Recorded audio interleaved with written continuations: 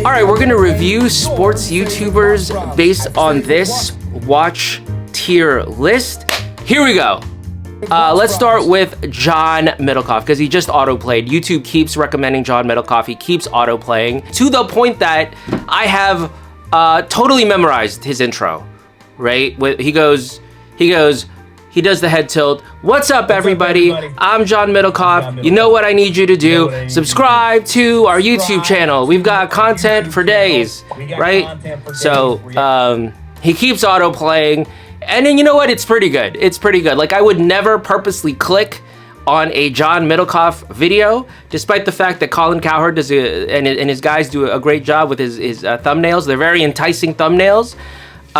So I would say that John Middlekauf is a citizen. He's a citizen watch, meaning it's okay. It's okay. Like, if somebody gave me a citizen watch, I would take it. If YouTube autoplays it and it's there, I'm not gonna get up just to stop it, right? If I'm like folding my clothes and it's playing in the background, all right, fine. Just let him play. Just let him talk. It's fine. Nothing wrong with Citizen and nothing wrong with John Middlekauf. So I would say John Middlekauf is like a citizen watch.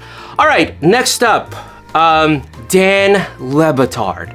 Never go full Lebatard, okay? I don't like Dan Lebatard. Now, they've got very colorful thumbnails. They've got very colorful thumbnails and graphics. They remind me a lot of a Christopher Ward watch. Christopher Ward's got very, very colorful, eye-catching dials, right? And you might be tempted to buy one, but then you think about it, you're like, I don't want to. Come on, I don't want a Christopher Ward. It's Christopher. I don't want a Christopher Ward, and I don't want to watch. And same thing with Dan Lebatard. Like, sometimes his thumbnails are so colorful, I'm really tempted to click, and then I go, wait a minute, I hate Dan Lebatard. I don't like Dan Lebatard. I hate that dude. Amin Al-Hassan, is that his name? This guy is so consistently wrong so often. Like, it's like to the point, like, you gotta be joking. Like, how can you be this wrong this often, like, all the time, dude? I hate Amin Al-Hassan. And on top of that, he's just an obnoxious guy. Like, who cares if you're wrong? That's not a big deal. But he's just a super obnoxious guy. What would I know about that? I'm super likable, you know that. So, hey, I hate him. I hate STUGOTZ. I hate the whole side characters. There's the one hot chick. Would I? Of course I would. But that doesn't, it doesn't mean I want to watch, like, their banter. I don't care about their banter with the Dan Lebatard and his crew. I don't care about their banter. So Dan Lebatard is a Christopher Ward. He goes squarely in the meh category. All right, he's a Christopher Ward.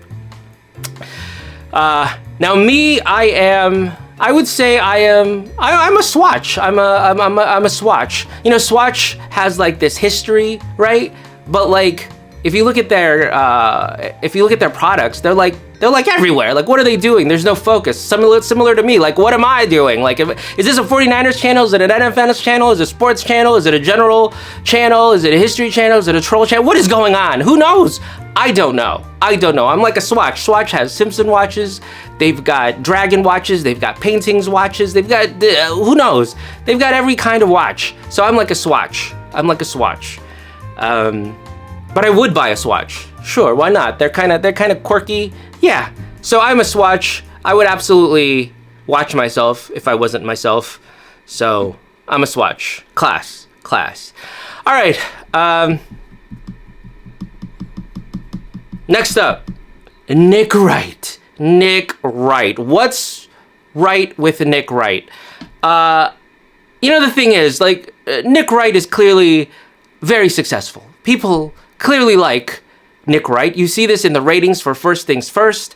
You see this in the awards or at least the nominations of First Things First. And I also like First Things First. And I really like Nick Wright on First Things First when he has, Kevin Wildes to play off of or Chris Broussard to play off of. Then Nick Wright is super kind of charming. Like, you can't wait for Nick Wright to get in there and mix it up, right? But when he's by himself on What's Right with... I'm not watching an hour of Nick Wright. Are you crazy? I'm not watching an hour of Nick Wright and his kid. There's no goddamn way I would ever watch that. So What's Right with Nick Wright, I would have to say, is a...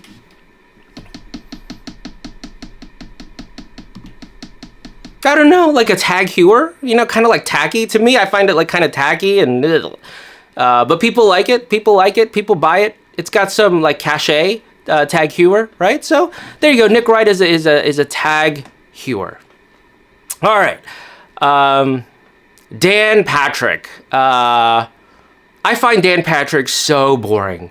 Okay, now people say he's classy. He's like, he's sort of like your favorite podcasters. One of the first people they used to watch when they wanted to become like a broadcaster. So Dan Patrick sort of has that sort of respect.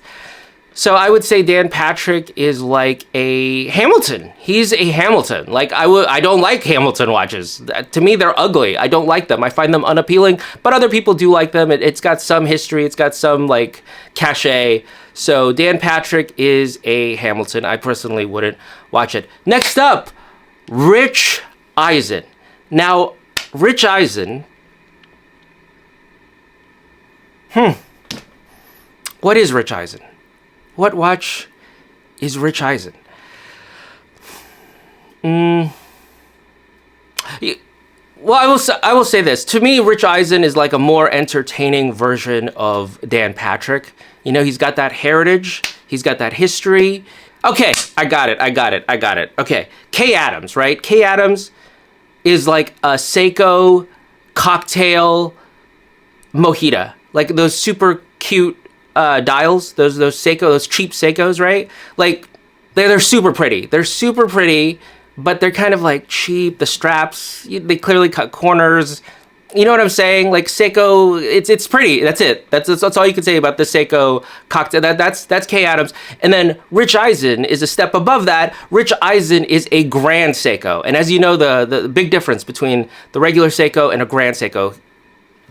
Like a Grand Seiko, what's the cheapest you can get that for? Like $6,000 or something like that, $5,000. But Rich Eisen is a Grand Seiko, respected by horologists.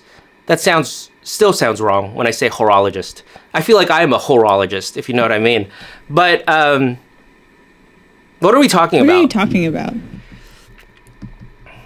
I don't know, Emma. Emma Vigland. But yeah, Rich Eisen, Grand Seiko, Kay Adams, Seiko Mojito Cocktail Time watch. And Colin Cowherd, I must tell you, Colin Cowherd, he started out as like a scumbag, like local radio guy. He was like balding at the time, right? And he just like was relentless. He just went from location to location, just working his way up. He finally gets on ESPN. He is as obnoxious as possible to get as much engagement as possible.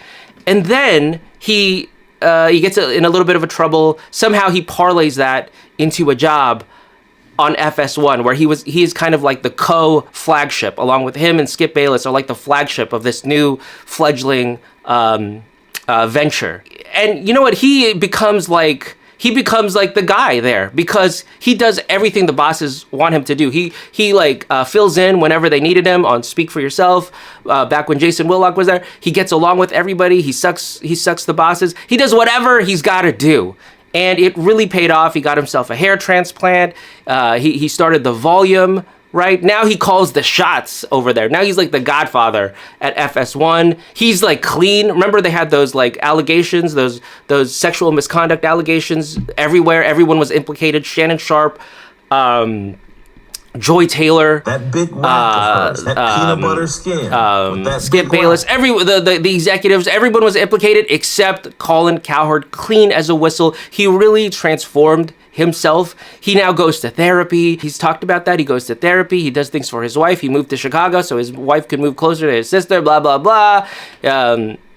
I admire how much he's changed. Like how because you could have become like an even bigger douche, like the wealthier you get. Like we see that all the time, right? Like the wealthier people get, the crazier they get. But Colin Cowherd, the wealthier he's gotten, the nicer he's gotten, the more stable he's gotten. So for me, you guys aren't going to like it. But Colin Cowherd to me is a Rolex. He's at the top. He's at the top. He's the top. He's the top dog right now. Colin Cowherd. Yeah, there you go. Colin Cowherd is at the top. Club Shay Shay, Shannon Sharpe. What the hell is Shannon Sharpe, Club Shay Shay? I have no earthly idea. I guess he's like... I guess Shannon Sharpe is like... Shannon Sharpe is a Casio. Okay, Casio is moving large numbers, okay? Casio is still... They've got like a revival. They were like Left 4 Dead and then they came back. Shannon Sharpe bigger than ever. Casio bigger than ever. Bill Gates is wearing a Casio, right? Rappers wearing Casios. G-Shock. They've got all kinds of they've got all kinds of things going on. So Casio, that's Shannon Sharpe. He has wide mass appeal. Shannon Sharpe. There you go. I don't have a Casio though. Like no thanks. Is there anything else? Are we missing anybody else? Is there any other sports YouTubers we're missing? Grant Cohn. Let's do Grant Cohn. Grant Cohn would be a...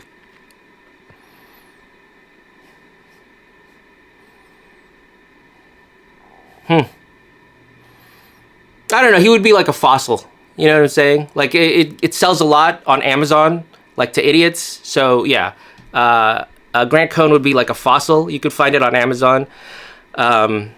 And then David Lombardi, he would be a... What would David Lombardi be? David Lombardi would be like a Bulova. David Lombardi would be a Bulova, you know, like also tricks a lot of dumb people. So there you go. That's David Lombardi, Bulova. Larry Krueger. Should we do... Is Larry Krueger a watch? Can we even classify Larry Krueger? Larry Krueger is a...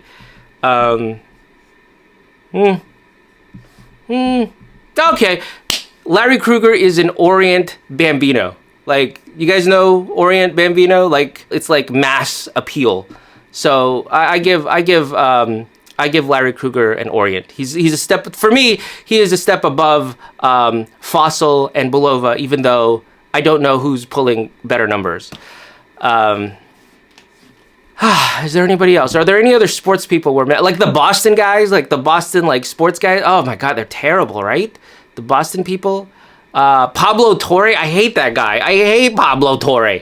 What is Pablo Torre here? Like I it's not because of the Bill Belichick girlfriend story. That's a fine story. I can't believe it, but I'm actually sick of that story. I never thought it would happen. I never thought I would get sick of the Bill Belichick girlfriend story, that she was actually there since like 2021 as like a 19-year-old going to practice. No wonder that was a S show over there at the end. But I never thought I would get sick of that story. I'm sick of that story. I hate Pablo Torre. I would call him a I don't know, what is Pablo Torre? Like a freaking, like, okay, he's a tutor, right? He's a tutor. People like it, I think, tutor. I don't like it. I'm not a fan of tutor watches.